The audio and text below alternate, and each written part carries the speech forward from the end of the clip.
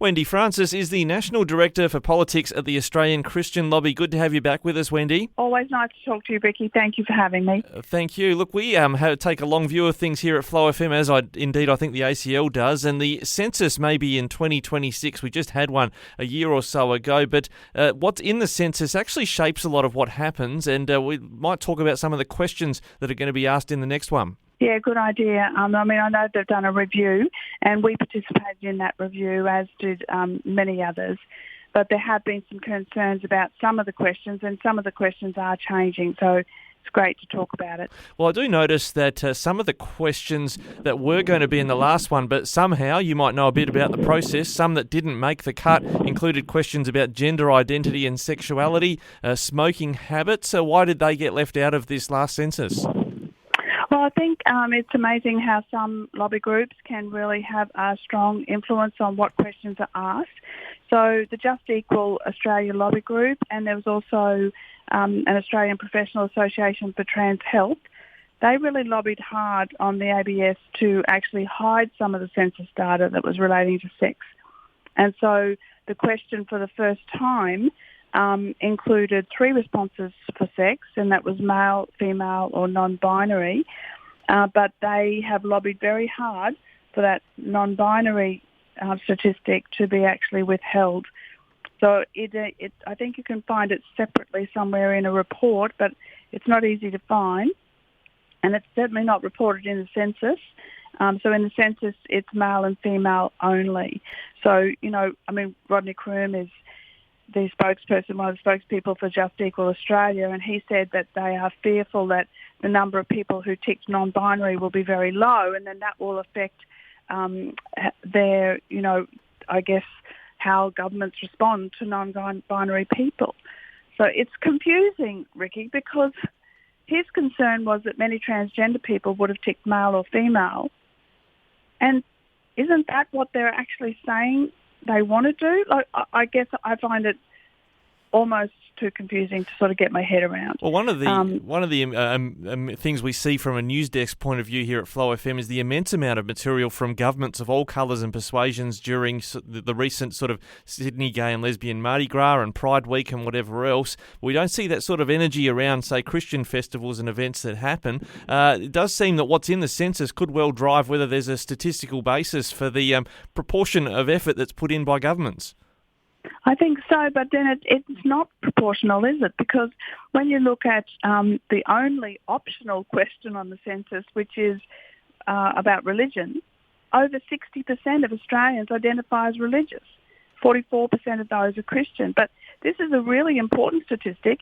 We still can't get religious discrimination laws in our nation, and yet over 60% of Australians identify as religious. So you would think there would be a proportional outcome from these census data, but it seems to be quite selective. And when you look at that question, you say that's the only optional one. I mean, what will the ACL be making a submission about, that question itself, or could it even be expanded to delve more into whether people say, they may not participate in organised religion, but which religious faith they actually have a closer adherence to? Some might, see themselves as Christian even though they maybe don't go to a church. Yeah, and so the question has always been a little bit confusing in that way.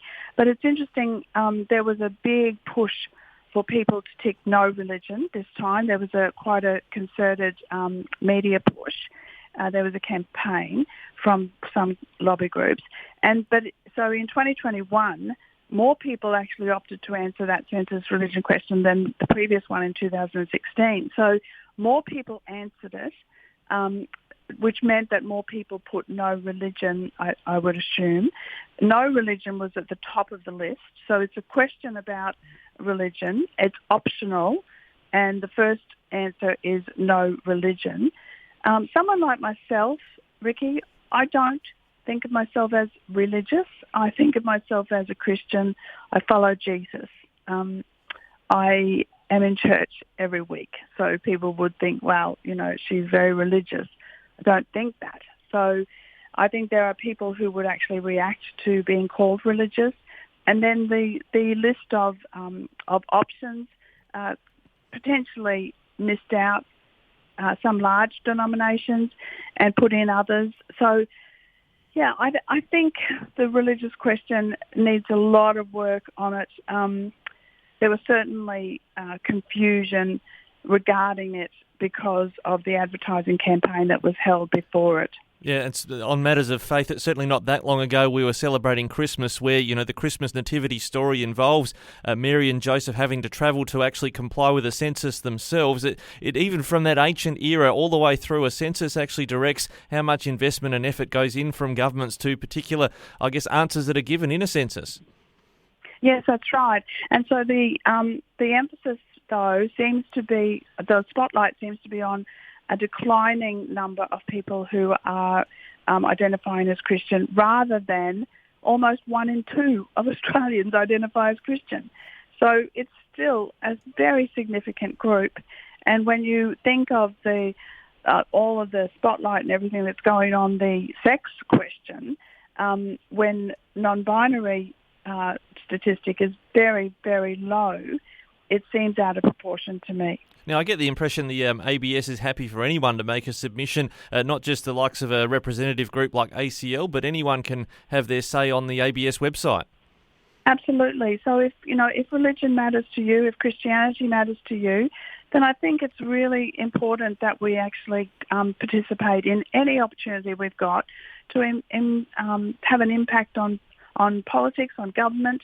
It's what Jesus said to us. Jesus said that we're to seek to live out here the laws, your kingdom come, his will to be done here on earth. The kingdom of heaven is to be brought here on earth as it is in heaven. And so if there's any way that we can actually influence government for good, influence government towards supporting people being able to attend a church freely, then I think we should take that.